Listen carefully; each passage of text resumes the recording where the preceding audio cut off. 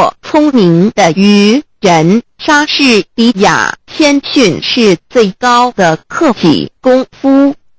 莎士比亚口头的推测不过是一些悬空的希望，实际的行动才能够产生决定的结果。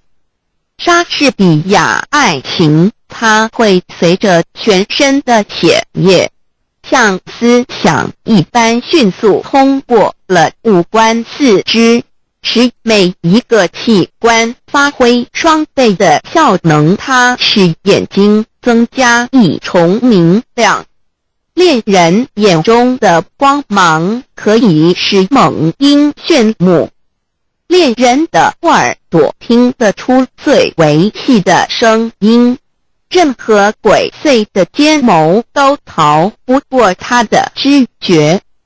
恋人的感觉比带壳蜗牛的触角还要微妙灵敏，恋人的舌头是善于辨味的。巴丘斯希腊酒神显得迟钝。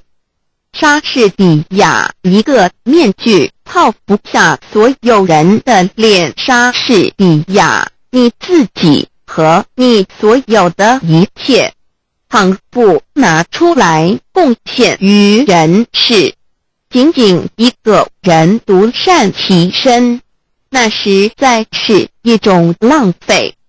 莎士比亚最后的结果确定工作的成败。莎士比亚智慧是命运的一部分，一个人所遭遇的外界环境是会影响他的头脑的。莎士比亚，我们做的坏事往往因为正好迎合下等人的口味，就被他们高声夸奖，说成是我们办的好事。莎士比亚志向不过是几亿的努力，生气勃勃地降生，但却很难成长。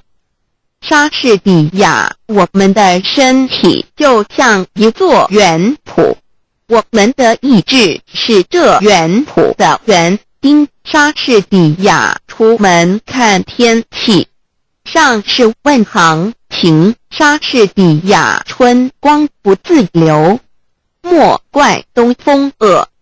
莎士比亚女人，你的名字是弱者。莎士比亚自愿的贫困胜于不定的浮华。穷奢极欲的人要是贪得无厌，比最贫困的而知足的人更是不幸的多了。莎士比亚无言的淳朴所表示的情感才是最丰富的。莎士比亚无言的淳朴所表示的情感才是最丰富的。莎士比亚真正勇敢的人，应当能够智慧地忍受最难堪的荣辱，不以身外的荣辱介怀。用息事宁人的态度，避免无谓的横祸。莎士比亚多听少说，接受每一个人的责难，但是保留你的最后裁决。莎士比亚点燃了的火炬不是为了火炬本身，就像我们的美德应该超过自己照亮别人，否则等于没用。莎士比亚友谊在别的事情上都是可靠的，在恋爱的事情上却不能信托，所以恋人们都是用他自己的唇舌，谁生着，让他自己去传达情愫吧，总不要请别人代劳。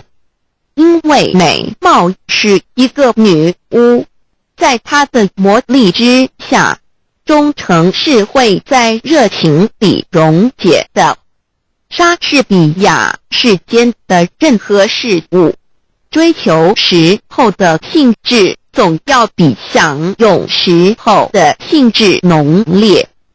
一艘新下水的船只扬帆出港的当儿，多么像一个娇小的少年，给那轻狂的风儿爱抚搂抱。可是等到他回来的时候，船身已遭风日的侵蚀，船帆也变成了百结的破捺。